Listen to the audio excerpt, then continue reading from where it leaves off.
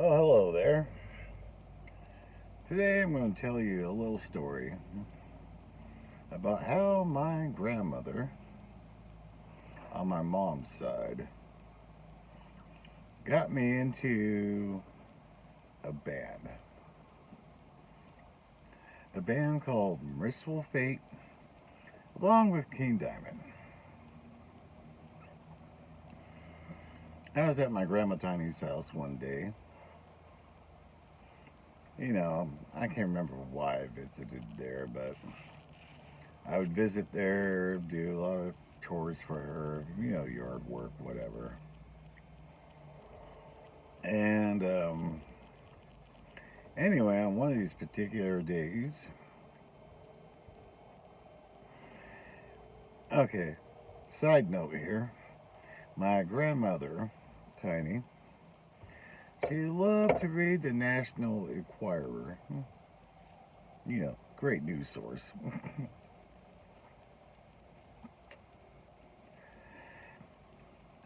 Anyway, she was reading this article, and when I came inside and everything, she asked me to, hey, grandson, come here. So I was like, okay. She goes, tell me you don't listen to these guys. I go, who, Grandma? Because my grandma knew I was into metal music. Mind you, this was like 1983, I think. I can't remember. And there was this big article on Mercyful Fate about a band that was so satanic they even made the Filthy 15 on the PMRC list. And for those of you who don't know who the PMRC was, it stood for the Parents Music Resource Community or something like that. I can't remember what it stood for. Anyway, it was run by Tripper Gore, who happened to be Al Gore's wife, ex-president, vice president, I should say. His wife that ran the group. All because of a song called Darling Nikki from Prince that she bought for her niece, I believe, at the time. But when she heard the lyrics, she had a big old Karen fit and got this whole community together to start putting lyric advisory. Yeah, so if you ever see explicit lyrics on an album, that's because of them. Mm-hmm. They wanted to remove the albums completely. In some ways they kind of did, because some chain places like Walmart, Kmart, and the likes, they could only sell the clean versions of the album, if the artist decided to make clean versions of that album.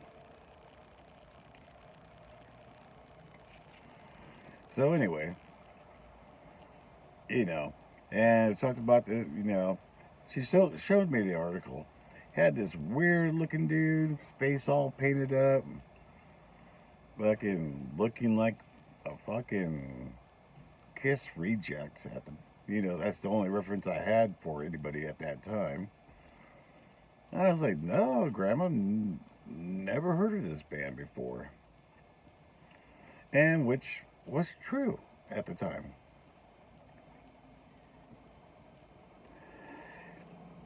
Yeah, I lived in a small town, and you'd be lucky to. We didn't have a record store. We had a little bookstore that might sell cassettes every now and then also Safeway is about the only place where you buy a cassette tape at. Yeah, a supermarket chain. That's the only two places to buy any type of cassette, music wise. And if it wasn't in the top 20, nobody heard of that band around here. Unless, of course, they got radio play. And that's about the only way.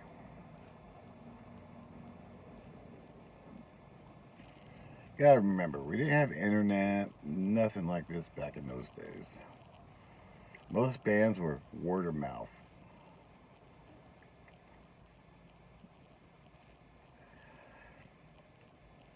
And, I was reading the article. It was talking about how he's a Satanist and all this other crap, and had me intrigued. I mean, of course.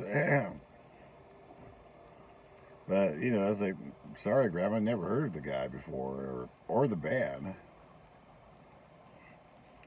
She goes, well, that's good, that's good. I hope you never do listen to him. I said, well, probably won't. But I kept the name in mind because I wanted to check him out.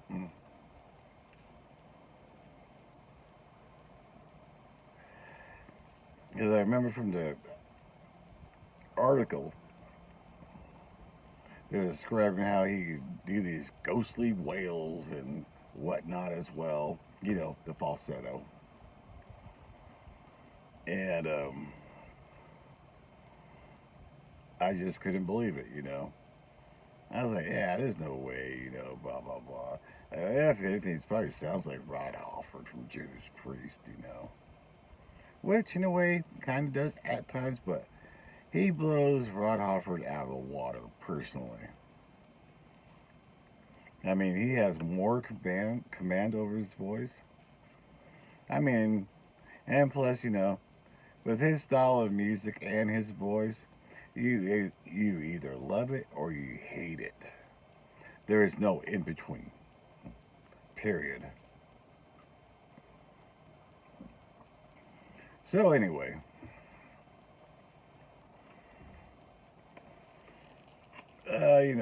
about 6 months go by, and I'm visiting my dad out there in Spokane. Spokane, big city, more record stores. And Spokane was usually the place I would look for music. At this basic time, I was looking at album covers because, like I said, there's no word of mouth or who was a good band. And this is, pre-MTV days. Yeah, we had MTV, but they only played top 40 fucking hits. They barely played metal back in those days. Once in a while, you might see a video, a heavy metal video, say like around between the hours of midnight and 3 o'clock in the morning. That's about it.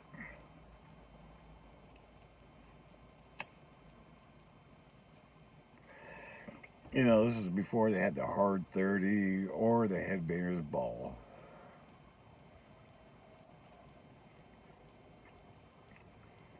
So anyway, after a couple weeks there, visiting my dad, we decided to head up to the record store because my dad wanted an album for something. I think he was looking for a Ray Stevens cassette or album.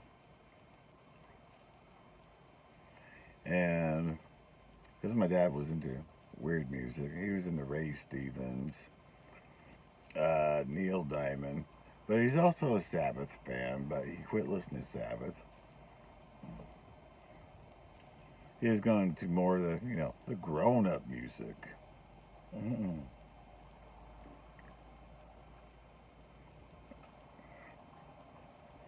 So anyway, I looked all over the place for Mercyful Fate there. They didn't find it in the cassettes. And I was like, oh, bummer. But I happened to look in the 45s. Yeah, you remember what 45s were? There's little single, small records, about yay big. Yeah. That only had 2 songs on it. Anyway, I found a Mercyful Fate 45. Had King Diamond's picture on the front. And it says Mercyful Fate on it. And on the back, it was just a black cover with these two inverted crosses on the label. I was like, okay, this looks like the right band. Definitely has the guy's face on it, so I'm not wrong.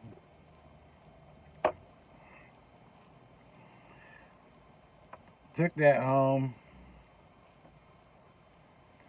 And my dad normally, he didn't care what I played, you know, because he knew I liked to play my music loud. But, you know, so I kind of had it kind of loud where you could hear it. And start hearing these thunderous riffs, like, whoa, what the hell is that, you know, blah, blah, blah. And then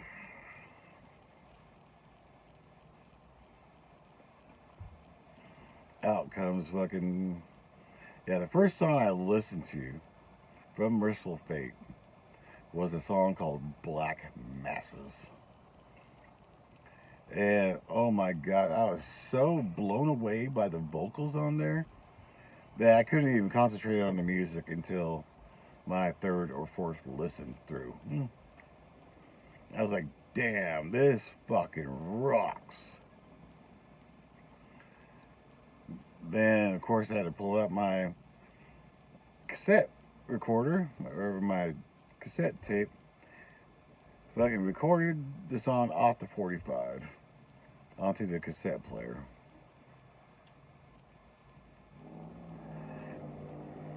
And then played Black Funeral and completely blown away again. I was like, God damn, this shit is heavy, hardcore. I love it. It's totally different. These guys are harder than Iron Maiden, you know. Iron Maiden was the pinnacle of metal at that time, along with Judas Priest and Sabbath. Mm-hmm. You know, all great bands. I mean, yeah. Remind me of all those bands, but yet a twist of Alice Cooper because of the dark subject matter. It took me a while to learn what he was saying in those songs, though, because his voice was so different, so unique. You didn't know what the hell he was saying, you know. Took me a while, but I finally figured out, well, this is some heavy shit here. There's a few words I weren't completely aware of, but found out, yeah, that's some real shit there, you know. This guy knows his stuff.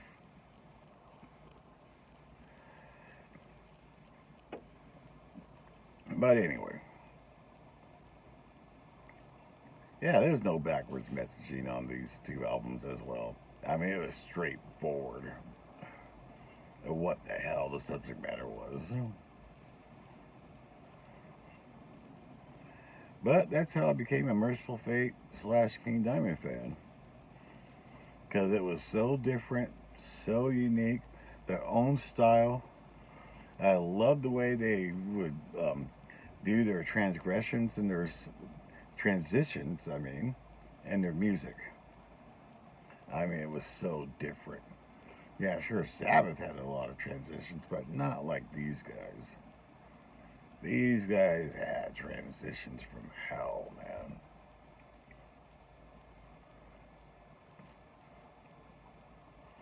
Then, about a year later, finally found the Melissa album. Bought that. That became my favorite album of all time. Then, over the years, started buying, you know, more Mercyful Fate, more King Diamond, blah, blah, blah. So, the moral of this story is if you don't want your children to listen to somebody, don't point them out to them.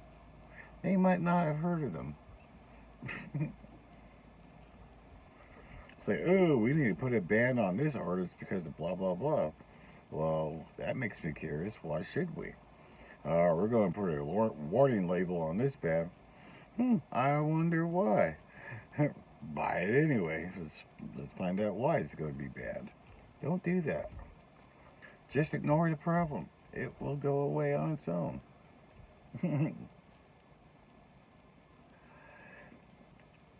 But anyway, that's all I wanted to say for this video. Catch you later.